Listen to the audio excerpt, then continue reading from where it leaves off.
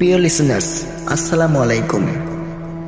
এখন আমি আপনাদের সাথে যে ঘটনাটা শেয়ার করব, এই ঘটনাটা আমাকে পাঠিয়েছেন সিরাজগঞ্জের শাহজাদপুর থানার বিরাঙ্গারো গ্রাম থেকে। এই ঘটনাটা পাঠিয়েছেন মোহাম্মদ সাগর ভাই। তাহার বাড়ি সিরাজগঞ্জের শাহজাদপুর থানার বিরাঙ্গারো গ্রামে। এই ঘটনাটার সময়কাল 2003 কিংবা 4 সাল। ঘটনাটা ঘটেছিল সাগর ভাইয়ের নিজের সাথেই। ঘটনাটার সময়কাল 2004 সালের কোনো একটা রাত্রে। ইশারের আজান হয়ে গেছে কিংবা হবে হবে ভাব। তো এমন একটা সময় তার একটা আত্মীয় রোয়ানা দিছিল, তো অনেক আগেই। তো ইশারের আজানের সময় আর কি তাদের গ্রামের কাছাকাছি আইছে।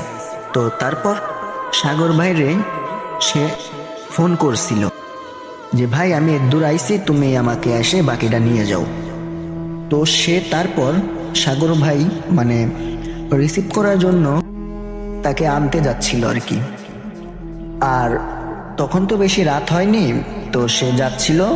আর যে রাস্তাতে যাচ্ছিল সে রাস্তাটা তো কাঁচা ছিল, গ্রামের রাস্তাটা উত্তর দক্ষিণ কয়েক দিকে ভাগ হয়ে গেছে। উনি উত্তর দিক থেকে পশ্চিম দিকে যাবেন। উত্তর থেকে পশ্চিম দিকে গেলে অর্থাৎ তার কাজিন যেখানে আছে সেই জায়গাটা আর কি। উনি দক্ষিণ দিক থেকে একটা শাখা রাস্তা ধরে পশ্চিম দিকে যাওয়ার জন্য রওনা দিয়েছেন। উনি যেই পথ দিয়ে এগিয়ে যাবেন সেই রাস্তার মধ্যবর্তী জায়গায় কিছু তাল গাছ ছিল।